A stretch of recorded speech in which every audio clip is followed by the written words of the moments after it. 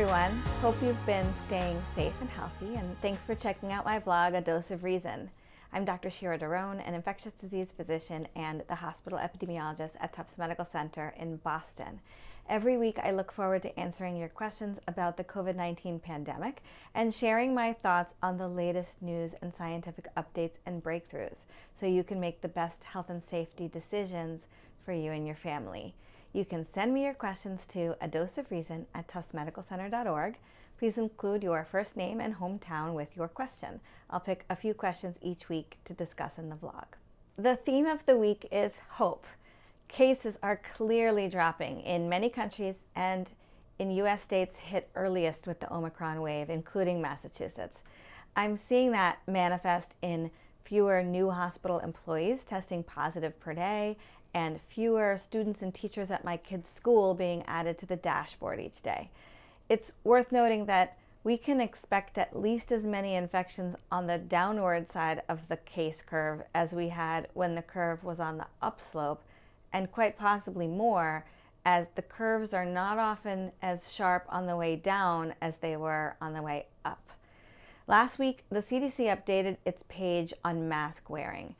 There had been some foreshadowing by the media that the CDC was going to recommend N95s for the general public, but that's not what happened. Instead, the CDC provided detailed education on how to select the right mask for your own protection, keeping in mind that N95s have the highest level of protection, followed by KN95s, and then the surgical masks, and then cloth masks.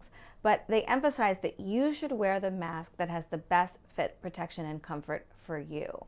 This is really a first step to a phase of the pandemic where we could drop mask mandates in public and in schools soon, and where people who are more at risk can continue to protect themselves without worrying if others are wearing masks or not. It moves us away from that my mask protects you and your mask protects me mentality that was really appropriate when all we had was cloth masks and the supply chain for medical masks was constrained.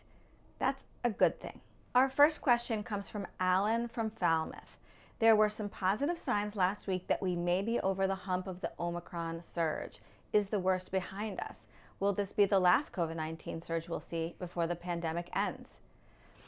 Signs continue to be positive. The viral counts in the wastewater at Deer Island keep dropping, and that's the best measure we have of how much COVID is out there.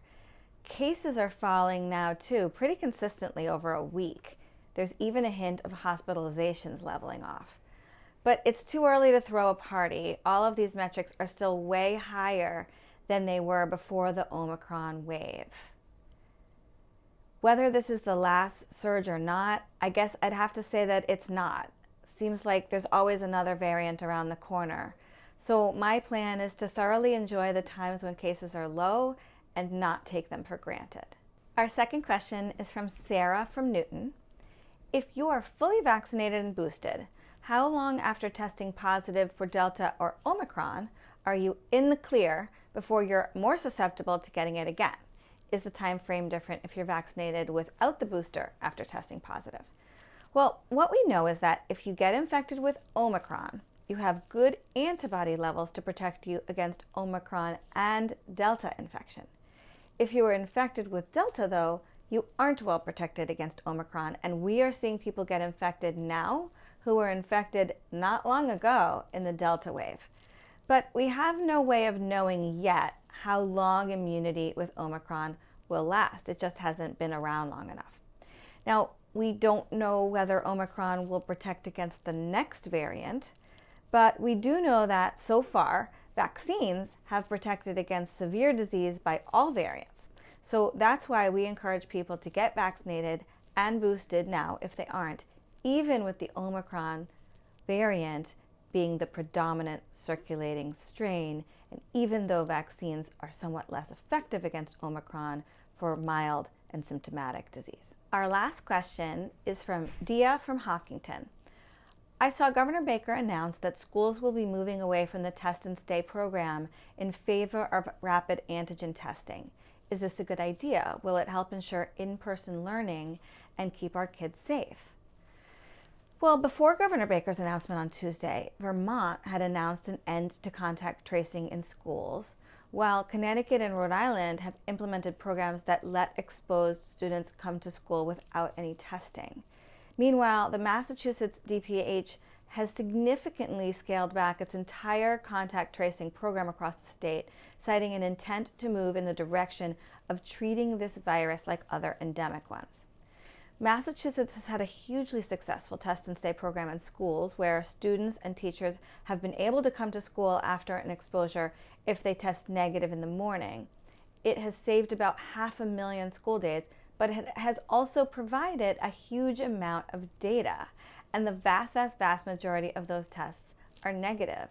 So it makes sense to take this next step forward, stop quarantines, scale back this type of testing, and focus on putting testing in the hands of families. I'd like to see a bigger focus on symptomatic testing and less asymptomatic screening overall, because a person with even the mildest symptoms is way more likely to have COVID and spread COVID than someone with no symptoms. So I hope the next stage is for families to be given tests they can use at home when kids get symptoms. With widespread vaccine availability, we don't need to prevent every single transmission event anymore, and I know that's scary, but I think it's how we move forward. That's all the time we have for this week. You can send me your questions about the Omicron surge, booster shots, COVID testing, or anything else related to the pandemic or infectious diseases to adoseofreason@tuftsmedicalcenter.org. I look forward to dishing out a dose of reason to you again next week.